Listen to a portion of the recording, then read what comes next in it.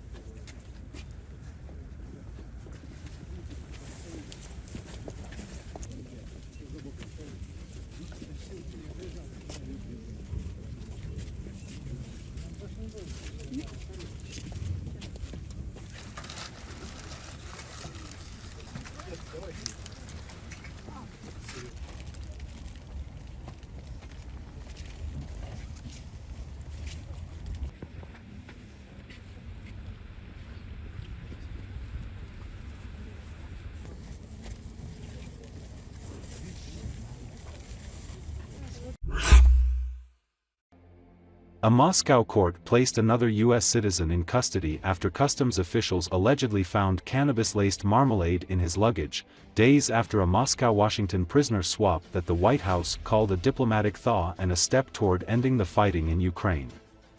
According to Associated Press, the Moscow Courts of General Jurisdiction said in a statement on Telegram on Saturday that a man identified as Caleb Wayne Byers was placed in custody for 30 days pending investigation on suspicion of drug smuggling.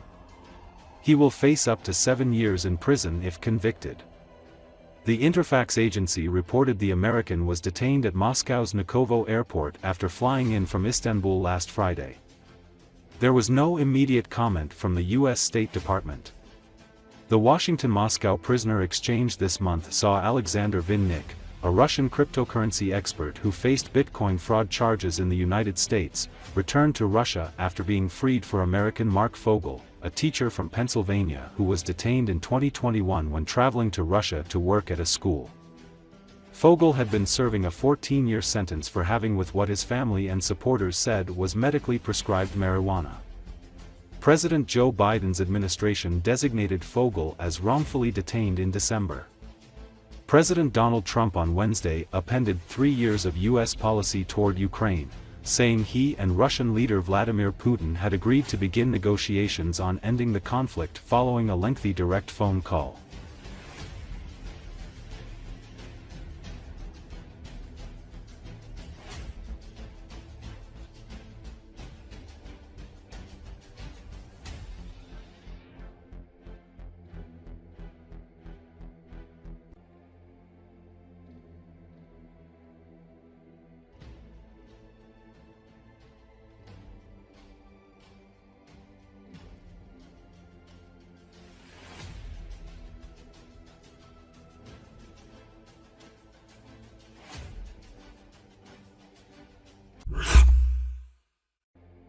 Ukrainian President Volodymyr Zelensky ramped up his desire for a more muscular and mighty Europe as he addressed the Munich Security Conference on Saturday.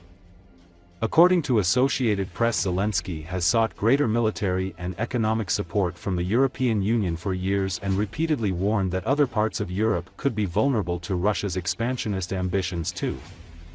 While the bloc, along with the United States, has been one of Kiev's strongest backers, pockets of political disagreement in EU over its approach to Moscow and economic realities, including national debt levels that have crimped defense spending, have gotten in the way of greater support. America will not offer guarantees unless Europe's own guarantees are strong, the Ukrainian president said. Zelensky alluded to a phone conversation between Trump and Russian President Vladimir Putin this week, after which Trump said he and Putin would likely meet soon to negotiate a peace deal over Ukraine, breaking with the Biden administration's harder line against Moscow over Russia's full-scale invasion of Ukraine in 2022. Trump later assured Zelensky that he, too, would have a seat at the table to end the war. The Ukrainian leader insisted Europe should have won too. Ukraine will never accept deals made behind our backs without our involvement, and the same rule should apply to all of Europe, Zelensky said. He argued Putin was seeking direct talks with Trump with the eventual aim of inviting him to Moscow in May as a prop for Victory Day celebrations. American businesses, and Ukraine will never accept deals made behind our backs without our involvement.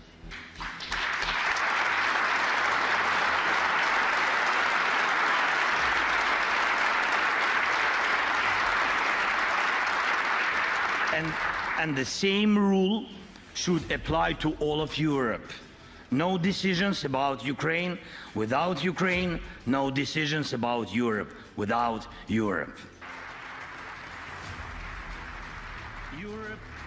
Look at what Putin is trying to do now. This is his game.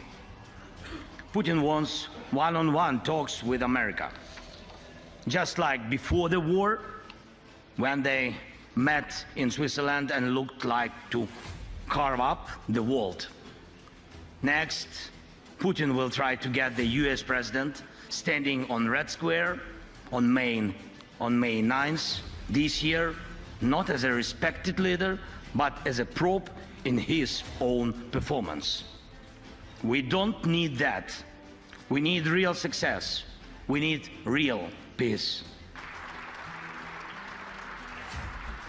And I do not believe in security guarantees without America. Yes, it will be just weak, but America will not offer guarantees unless Europe's own guarantees are strong. And I also will not take NATO membership for Ukraine off the table. But